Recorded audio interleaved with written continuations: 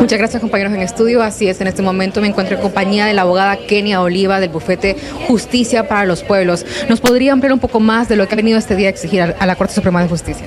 Bueno, hemos presentado dos acciones en esta Corte. Hay un recurso de inconstitucionalidad contra la ley de salario mínimo, que es del 2020, ya llevamos 4 años esperando una respuesta a este recurso, y también hay un recurso de amparo sobre un decreto ejecutivo del año 2020-21, donde se establecieron los rubros de salario mínimo y las compañeras habían pedido a la Dirección de Salarios ser incluidas en esa discusión, porque así lo manda la ley, y fueron excluidas de esa discusión. Por eso interpusimos el recurso de amparo. Sin embargo, ninguna de las dos acciones han sido resueltas por esta Corte Suprema de Justicia, y bueno, vemos que ya se acerca la fecha para la convocatoria de las discusiones del nuevo salario mínimo para el otro año, que generalmente es a final de año. Entonces hemos decidido recordarle a la Corte que tiene el deber y la obligación de proteger judicialmente a este sector trabajador, a las mujeres que hacen trabajo doméstico, y que es responsabilidad de esta Corte Suprema de Justicia decir que efectivamente sí han violentado derechos constitucionales a las trabajadoras domésticas, aun cuando en el Código del Trabajo las reconoce de manera excluyente. Por esa razón queremos que la Corte se pronuncie ya.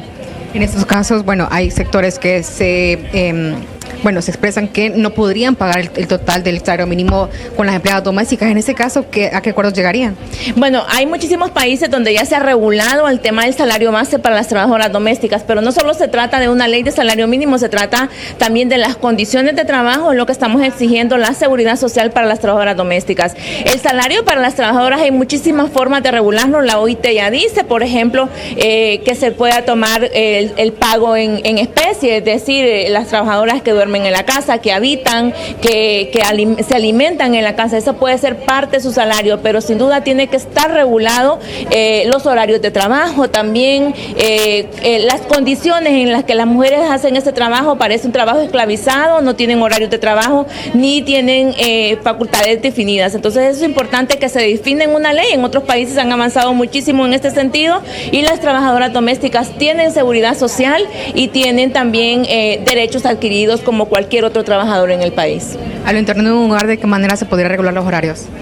Bueno, eso tiene que ver con tratos. Lo que se exige la ley, la OIT lo que dice es que todo empleador debería registrar, es decir, la Secretaría del Trabajo debe crear una página de registro donde se regulen estos contratos, y deben de ser registrados los contratos con las trabajadoras domésticas. Esto permitiría también asegurarle al empleador que efectivamente está cumpliendo con la ley, y el empleador tendría otros beneficios. Nosotros estamos diciendo también que, como se trata de los cuidados y que de estos cuidados le deberían de corresponder al Estado, por ejemplo, debería ser una forma de bajar sobre los impuestos sobre la renta, ¿verdad?, del empleador. Entonces hay muchísimas formas. Guatemala, México, en América del Sur se ha regulado y no ha habido problema. Digamos, los empleadores lo ven también como un beneficio para ellos.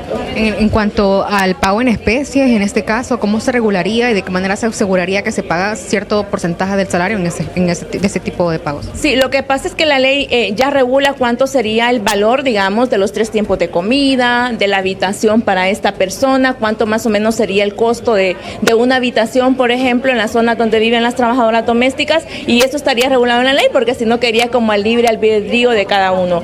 Recordemos que también las trabajadoras domésticas que están encerradas en casa muchísimas veces también ni siquiera tienen acceso a la comida que tienen los empleadores. Entonces es una forma también de discriminarlas.